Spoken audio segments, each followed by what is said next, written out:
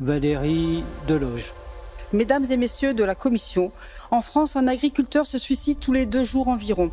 Contrairement à ce que vous sous-entendez, les conditions de travail ne sont pas la cause principale de ce mal-être. Sachez que les nouveaux outils et les nouvelles technologies aident, mais qu'elles ont leurs limites. Leurs revendications sont claires depuis des années. Vous refusez tout simplement de les entendre.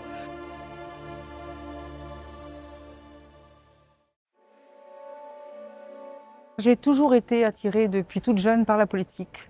Je ne supportais pas l'injustice, le mensonge et j'ai tout naturellement été attirée par le Rassemblement national parce que c'était le parti qui était le plus proche de mes idées. J'ai pris ma première carte en 2010. J'ai milité sur le terrain à partir de ce moment-là. De fil en aiguille, je me suis retrouvée sur la liste de Jordan Bardella. Je suis donc agricultrice et c'est tout naturellement que je suis arrivée aux européennes en commission agri en tant que titulaire et en commission envie en tant que suppléante, ce qui est très complémentaire. L'ancrage régional est très important parce que de toute façon, nous avons un devoir au niveau de nos électeurs. Nous sommes élus de terrain, nous les représentons au Conseil régional, nous débattons sur les budgets qui les concernent, qui impactent leur vie. Le problème, c'est que l'Union européenne était prévue au départ pour lisser les normes entre les pays pour qu'il y ait un équilibre, une égalité en fin de compte en Europe. Actuellement, le souci, c'est qu'il y a une surenchère au niveau des normes entre l'Union européenne et les pays fondateurs. Le souci aussi, c'est que l'Union européenne est aussi assez vampirisée par les partis verts. Il y a une décroissance agricole qui est mise en place par le dialogue stratégique, le Green Deal. On a l'impression qu'en fin de compte, qu'on ne veut plus d'élevage en Europe.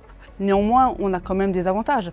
On a aussi le soutien avec la PAC. La PAC aide évidemment les agriculteurs en grande difficulté, permet aussi de pouvoir maintenir un certain niveau pour pouvoir évidemment produire. Donc ça nous aide aussi. Maintenant, les agriculteurs veulent aussi vivre de leur travail, veulent un salaire et aimeraient moins vivre des aides, mais plus du fruit de leur travail. Je vais à la rencontre des syndicats agricoles. Nous discutons effectivement des problèmes que l'on rencontre nous sur le terrain en Bourgogne-Franche-Comté, mais aussi dans mon territoire en Saône-et-Loire. Nous avons un très gros souci, c'est l'impact du loup sur les élevages d'ovins, caprins, bovins. Depuis 3 ans et demi, je prône une diminution de l'espèce lupine. Nous commençons à avoir les premiers retours positifs puisqu'on est en train de faire descendre la Convention de Berne sur le loup strictement à protéger. Et bientôt, ça sera acté, j'espère, au printemps prochain. Les masques tombent. Alors que l'accord UE-Mercosur continue de progresser, il est clair que certains qui prétendent défendre nos agriculteurs agissent en réalité contre leurs intérêts.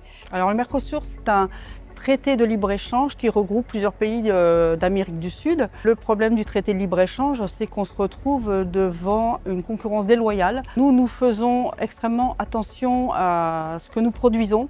Nous sommes encadrés par des normes très strictes. Le problème, c'est que dans ces pays-là, les normes ne sont pas les mêmes. Donc on va se retrouver à avoir dans nos assiettes des produits qui ont été peut-être traités avec des insecticides qui sont interdits depuis plus de 10 ans chez nous. Nous sommes absolument contre les traités de libre-échange.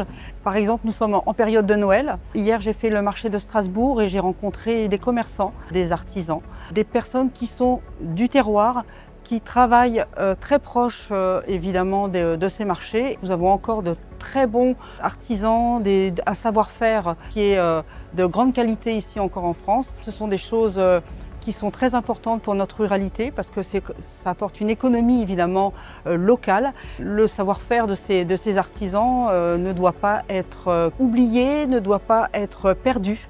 Et nous avons besoin de cette culture aussi qui reste une culture ancestrale et pourvoyeur de tourisme et d'économie.